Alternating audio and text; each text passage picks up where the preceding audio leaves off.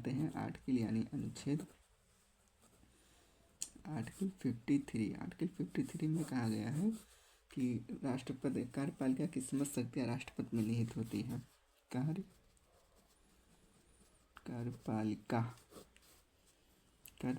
की समस्त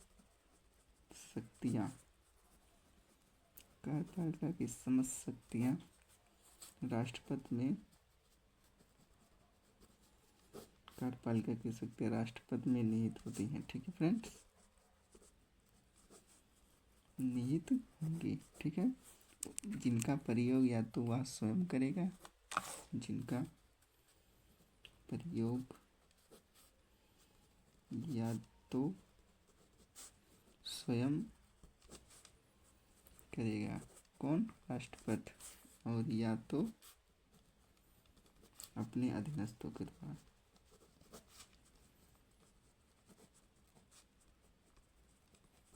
अपने अधीनस्थों द्वारा करेगा। ठीक है फ्रेंड्स, आर्टिकल 53 में क्या कहा गया है? तो कार्यपालिका की समस्त शक्तियाँ राष्ट्रपति में निहित होती हैं, जिनका प्रयोग या तो वह स्वयं करे या अपने अधीनस्थों के द्वारा करेगा। ठीक है, उसके बाद में आ जाता है आर्टिकल 54। आर्टिकल 54 में क्या कहा गया है कि राष्ट्रपति के निर्वाचन के बारे में बात की गई है। राष्ट्रपति का निर्वाचन किसके द्वारा होता है? राष्ट्रपति का निर्वाचन मंडल के द्वारा, निर्वाचन मंडल के द्वारा होता है। ठीक है,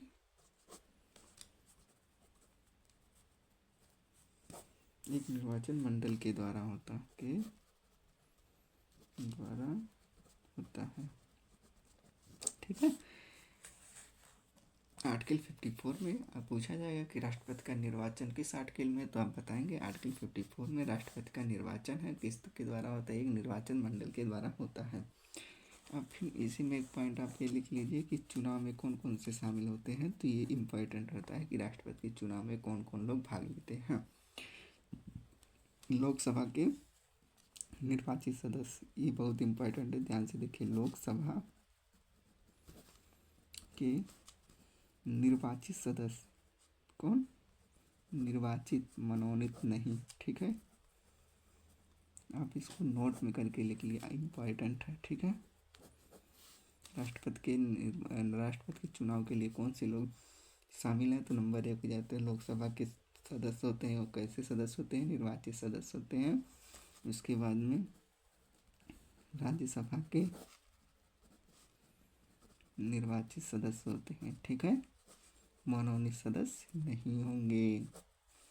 उसके बाद में केंद्र शासित प्रदेश से होते हैं।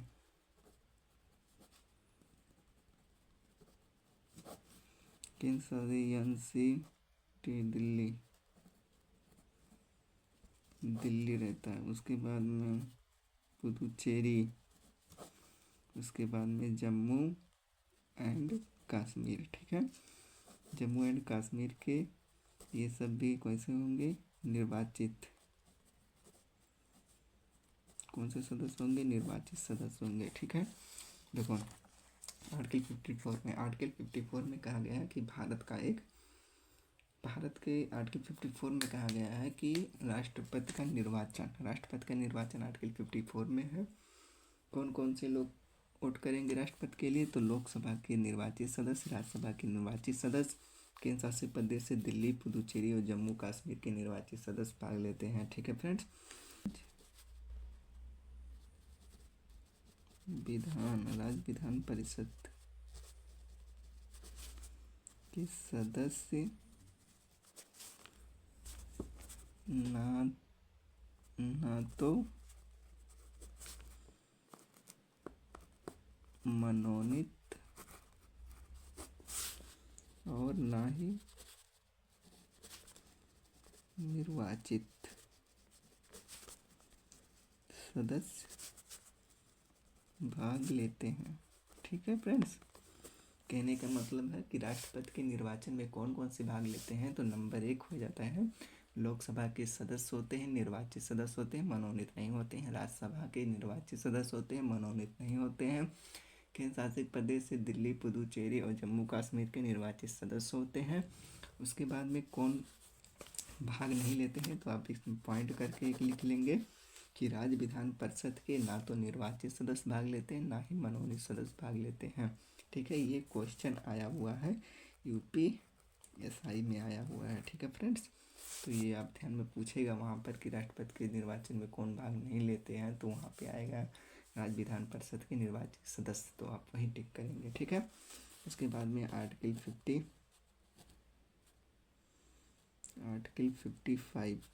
55 क्या कहता है, राष्ट्रपति की निर्वाचन पद्धति।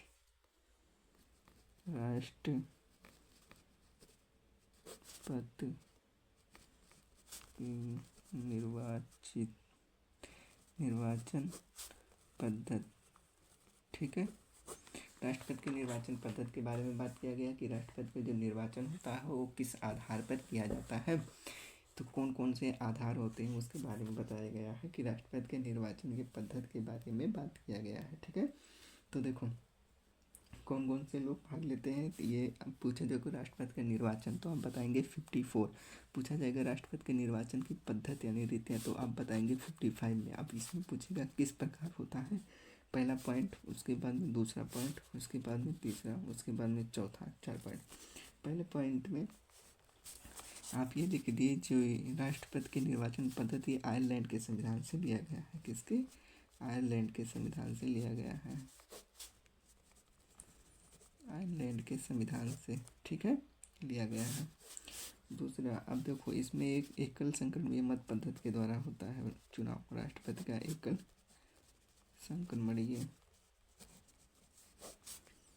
एकल संक्रमणीय मत पद्धति के द्वारा होता है राष्ट्रपति का चुनाव। किस प्रकार? एकल संक्रमणीय मत पद्धति द्वारा। और एक होता है अनुपातिक प्रतिनिधित्व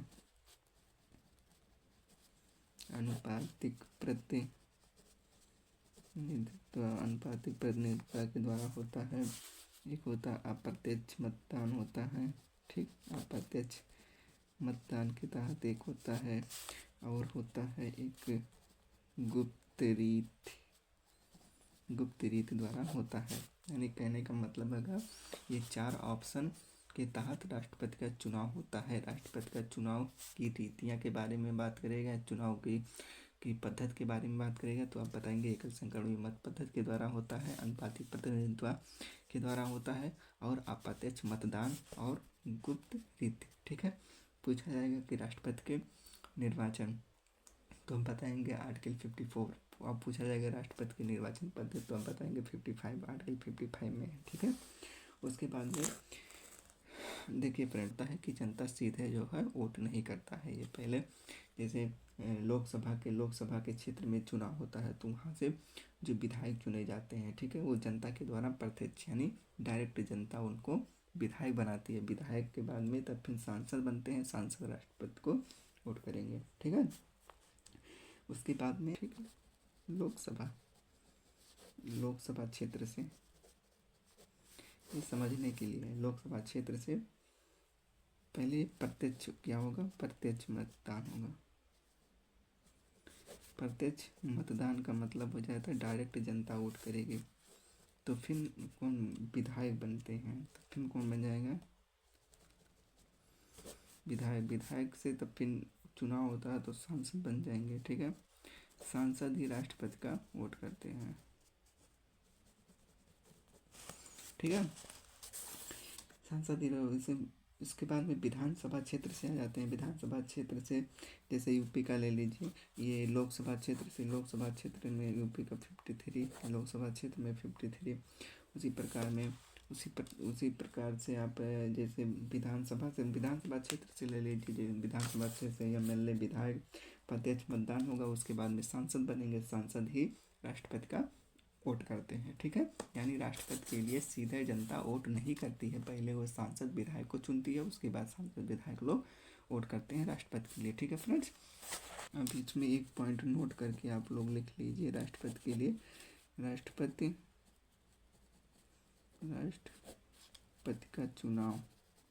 का चुनाव के लिए क्या होना चाहिए, 50 प्रस्तावक और 50 अनुमोदक। ठीक है, 50 प्रस्तावक और 50 अनुमोदक। और राशि जो होती है जमा राशि वो होती है 15,000 रुपये। ये RBI में जमा होती है। ठीक है फ्रेंड्स, ठीक है।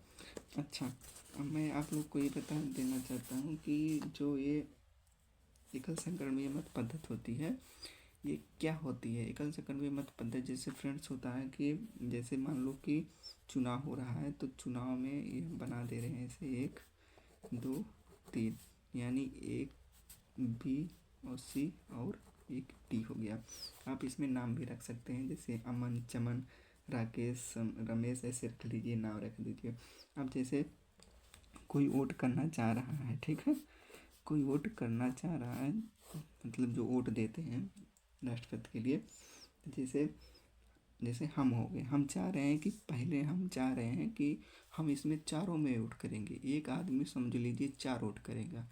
इसका मतलब ये हुआ कि अगर हम पहले हम करते हैं वोट कर रहे हैं, समझ लीजिए हम वोट देने गए, हम चाह रहे हैं कि ए जो है ये राष्ट्रपति बने तो हम उसको 1 नंबर दे देंगे। अगर हम चाह रहे हैं कि ए नहीं बना तो हम चाह रहे हैं कि सी बने तो सी को हम 2 नंबर दे देंगे। अगर फिर सी नहीं बनता तो हम चाह रहे हैं तीसरे नंबर पे बी हमारा बने। अगर बी नहीं बनता है तो चौथे नंबर पे हम चाहेंगे कि डी बन जाए। ठीक है, ऐसे फिर कोई आएगा, फिर वो भी ऐसे वोट करेगा। जैसे हम वोट करके चले गए, मान लो राज आते हैं, वो चाहते हैं कि पहले नंबर पे वो चाहते हैं कि बी राष्ट्रपति बने, फिर दूसरे नंबर पे चाहते हैं कि ये बने, फिर ये तीसरे नंबर पे चाहते हैं कि सी बने। अगर सी नहीं बनता है तो चाहते हैं कि चौथे नंबर पर ये डी बन जाए। ठीक है फ्रेंड्स, ऐसे करते हुए आएंगे। फिर लास्ट में जब होता है, लास्ट में जब टोटल हो जाता है तो उसमें ये गिना जाता है कि एक नंबर कितने लोगों ने एक नंबर सबसे ज़्यादा किसको चुना है, ए को, बी को, सी को, डी को। जिनको सबसे ज़्यादा एक नंबर चुना गया होगा उनको लेकर, और जो जो फिर उसी लाइन में जो सबसे कम पाया होगा वो दूसरे नंबर पे जिसको चुना गया होगा उसको लिया जाता है। यानी 50% 50% प्लस 1।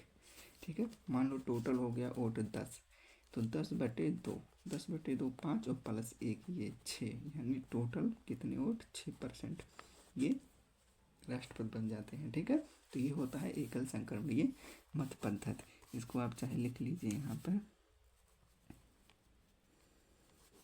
एकल संक्रमणीय मत पद्धति। ठीक है फ्रेंड्स, एकल संक्रमणीय मत पद्धति का चुनाव ये इस तरह होता है। ठीक है, अब हम लोग चलो शुरू करते हैं। गुप्त रीत का मतलब होता है गुप्त रीत मतदान।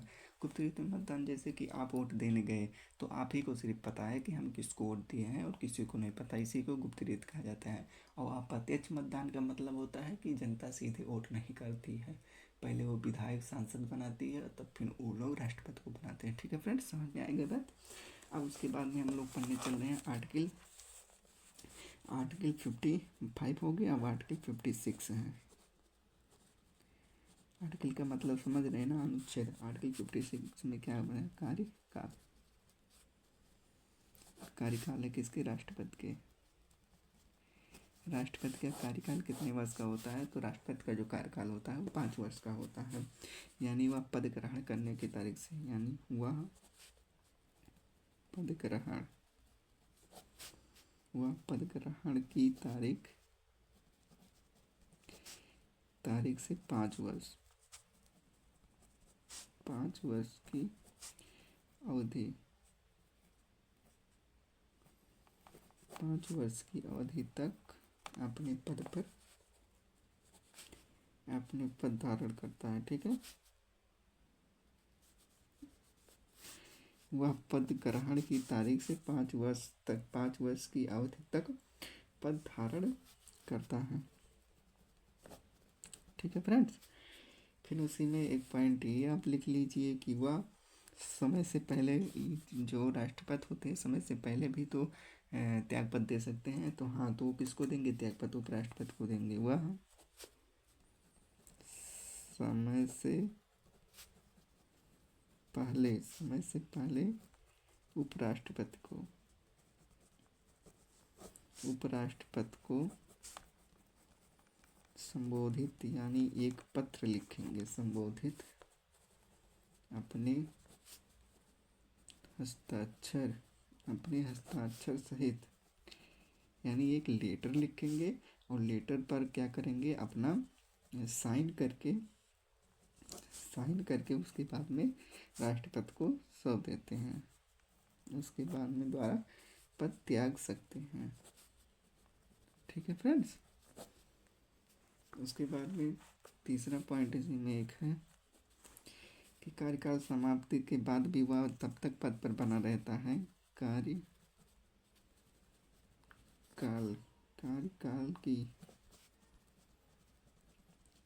की समाप्ति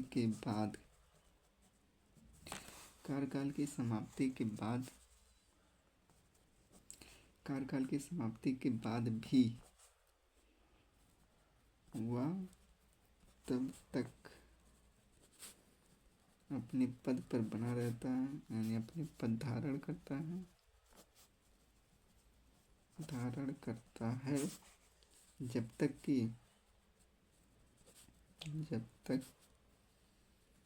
कि उसका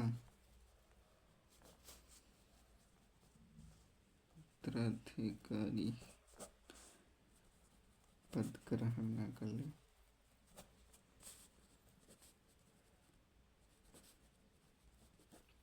ठीक है, एक बार मैं रिवीजन दे रहा हूँ। आर्टिकल 55 में क्या दिया गया? आर्टिकल 55 में राष्ट्रपति की निर्वाचन पद्धति। आर्टिकल 56 में राष्ट्रपति का कार्यकाल। तो इसे सभी लोग जानते हैं कि राष्ट्रपति का जो कार्यकाल होता है 5 वर्ष का होता है, लेकिन जैसे वह पद ग्रहण करने की तारीख से 5 वर्ष तक अपने पद पर बना रहता है, यानी पद धारण करता है। ठीक है, जिस दिन उसका क्या होता है, पद ग्रहण की तारीख से, उसके बाद से वो यानी चुनाव हो गया तो उसी समय से नहीं शुरू हो जाता 5 साल तक, जब वो शपथ लेता है, यानी पद ग्रहण करने की तारीख से लेकर वह 5 वर्ष तक अपने पद पर बना रहता है, यानी पद धारण करता है।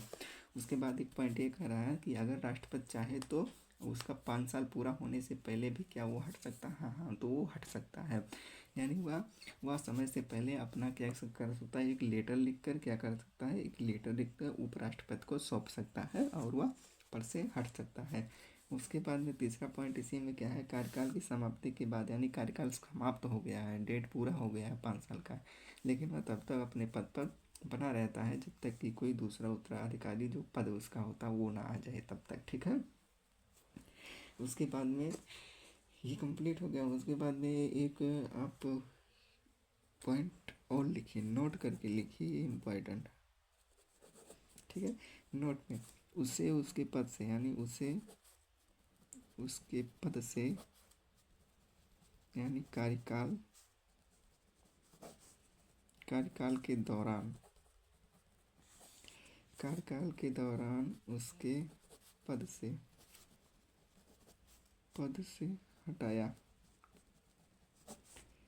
हटाया भी जा सकता है,